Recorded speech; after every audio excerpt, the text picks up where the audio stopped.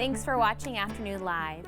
Losing your job can cause financial stress, but it can also take a toll emotionally. Here with advice on the steps to take after a layoff, we welcome back business coach Amina AlTai. Thank you so much for joining us. Thank you so much for having me. Well, first we should just talk about so many people are going through this right now, right? So you're not alone.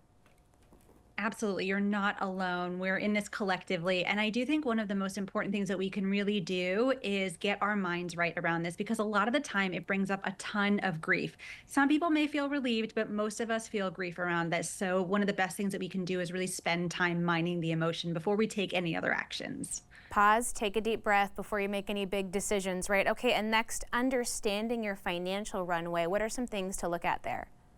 Absolutely. So we want to get a sense of what our finances are like. Maybe you were lucky enough to get severance. That's wonderful. How much of a runway does that buy you? Make sure that you apply for unemployment benefits if you can. And then also, I will say, assess your savings and again, see what that runway looks like so you know exactly how much time you have to apply for a new role and to land that role. Okay, and then when you're ready to move forward, updating all of your assets, all of your kind of personal branding tools, right? Exactly. So we want to make sure that everything that we have matches who we are and where we are. So look at your LinkedIn, your bio, your resume, polish all of your assets so that you are ready to go.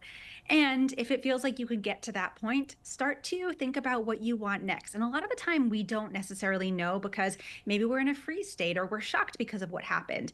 But if you can start to take actions to get clear about what you want next and just take that one right action at a time, the way will appear.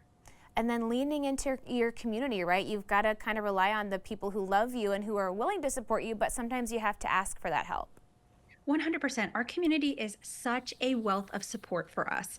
Hopefully, we've been making deposits into that community over the years. So we're not just making withdrawals. We want to be in right relationship with the deposits and withdrawals. But lean into your community. Tell them exactly what you need help on. Go through their LinkedIn. Highlight the people you want to be connected to. Make it easy for them to introduce you by drafting the email. Give them all the tools that they need to set you up for success. Are you experiencing people right now who have been laid off and it feels like it's taking a really long time for them to get back on their feet? It feels like kind of a longer term stress response that we're having to deal with.